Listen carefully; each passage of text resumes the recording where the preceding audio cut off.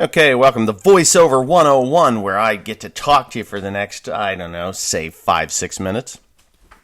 Anyway, this is my manifold. This is my brainchild on how to keep the top of that plunger clean.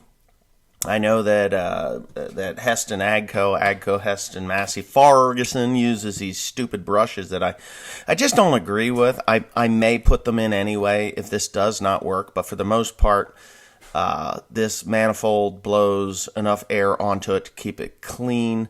The blower that is on top of this baler will actually, I cannot use the volume that thing produces.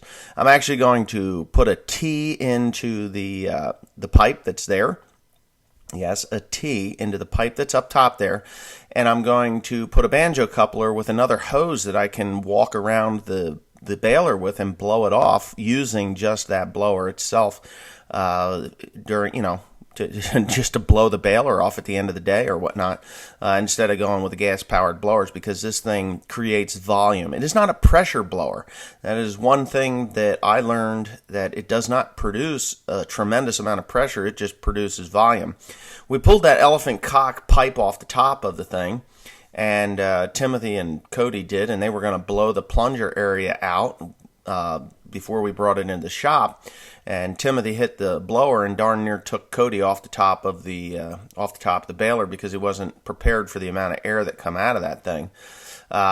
So as you restrict the flow of air coming out of that thing, it doesn't produce more pressure, because if it did, it would just blow the elephant cock up, and we really don't want it to do that, or that gigantic 10-inch pipe. Nobody wants it to do that. We just want it to produce a steady flow of air over the knotters and over top of the plunger, which you will see. I do complete this whole entire thing, and you get to see, if you're watching this, put it on full screen. It's rather an enjoyable build. I know that people say that my shop is messy, but when they show up there and look around, they're like, you know what? This shop really isn't as messy as it looks on camera. It's actually kind of an organized chaos, and you can pick anything out of there in 2 seconds flat, and which is the truth. It is organized chaos, and yes, on film it does look terrible. Worried about fires? Yes. The night that I did this, I went home and I ate my supper, and I just said to Teresa, I said, listen, I have to go back to the farm, because I'm afraid that there was a spark that caught that baler on fire, and I've got too much money in that building to let it just burn and collect an insurance payment, because they're not going to pay me for my antiques, they're not going to pay me for my tools, they're not going to pay me for any of that stuff. Not that I want it to burn anyway. Ooh, bare-chested babe, look at that. Boobies. Anyway, Teresa just walked by, if you hadn't figured that out. Anyway, so no fires. I went back to shop. Nothing was on fire. I actually left the lights off and walked in to see if there was a flicker anywhere, because that's all it would take, is a flicker. And if I turned the lights on, I wouldn't be able to see it. So, yes, each one of these pipes, yes, there are 13 pipes that come down off of that manifold. If you haven't counted them yet, there's 13. So for the top of the plunger, there's actually 7 pipes that shoot down onto the top of the plunger, and there are 6 that shoot through the needle slots. Now, the whole purpose of this is to gently blow off anything that accumulates at the top of the plunger.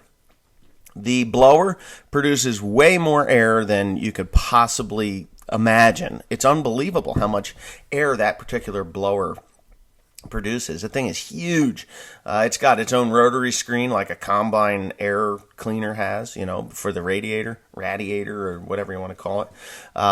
It has a rotary screen that stays clean. I know some of the newer models of the Creary blower, they were just a square box that would cake with hay and dust and chaff and restrict the flow of air. I have a neighbor who he had one, and he said it was just a pain in the ass. He said it just got to the point where it wasn't even, he didn't even clean it off, because if he did, it would be every 10 minutes it would plug up. Whereas this rotary screen on here, nothing. Absolutely no restriction of airflow. So, and those knotters are whistle clean. I know, like the Krone has a puff of air every so often at the beginning and at the end of at the beginning of a bale and at the middle of a bale. beginning or end of a bale and the middle of the bale, it'll puff off, and it blows for 5 seconds and then shuts off, recompresses, and then does it again. And it works great. It does. It really does work very, very well to keep the nottage clean. But this constant flow of air, there is 2 diffusers at the top, 2 pipes that come down for each tube, and one, it interrupts one another. The airflow interrupts each other, if that makes any sense to you. So there's really no place for the dirt in the chaff to get a hold of a piece of metal and build. It just isn't. It really does a great job. So anyways, I've welded this up. Me and Cody kind of tag teamed it. As you can see, he's got his fancy Lincoln helmet, which I wish I had. I think it's like a $400 helmet. And it's not green. It's actually blue when you look through there. Everything is crystal clear when you're looking through his helmet compared to my cheap old $89 Tractor Supply helmet, Hobart. Even though I like it, I like my helmet. I really do. But, his is... He's a professional. He gets paid to do this stuff. He's certified welder engineer. He actually is beyond welding. He is the guy that tells the welders that their job is good or bad. But enjoy the rest. Thank you. Like that. All right. Well, I'll weld them the way they are then. They're going to walk though, aren't they?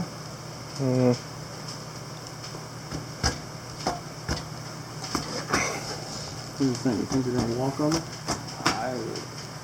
I put this plate down, put your header down, tack one side, level it, tack the other side, and then tack the middle. Well, I gotta weld this whole thing before I put it on there because I'm not going to be able to weld it once I get it on. Because there's not enough room. Yeah. So pull it off there. All right, so here we go. You ready to start this thing up? All right, so you can see what I have configured here. Collaboration between me, Tim, Cody, and Joe. My brainchild. But anyways, we got the pipes that go down over top the plunger. One for the needle slots, one for the top of the plunger. And I'm going to have Timothy start the thing up. I want you to run the baler first. Take the brake off.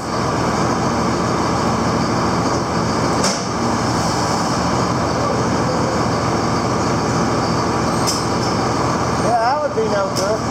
Make sure it's all the way up. So now this is it in its natural habitat. And then it's going to hit the blower.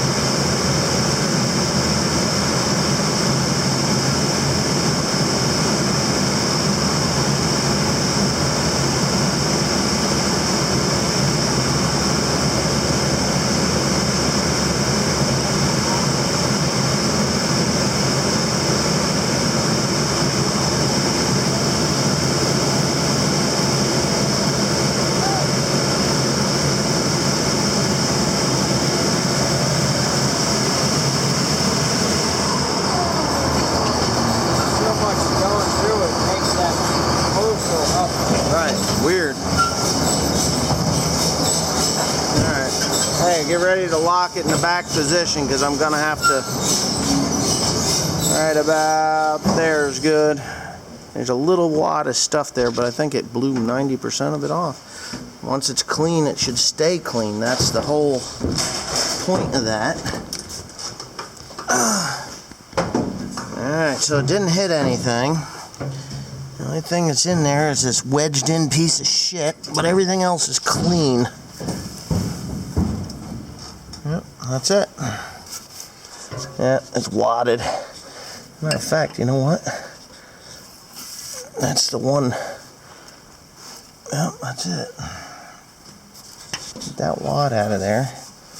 That wad out of there. These are all clean. They're all clean. It cleaned them. It did. The only one that didn't clean it, oh, here's one that's not quite clean.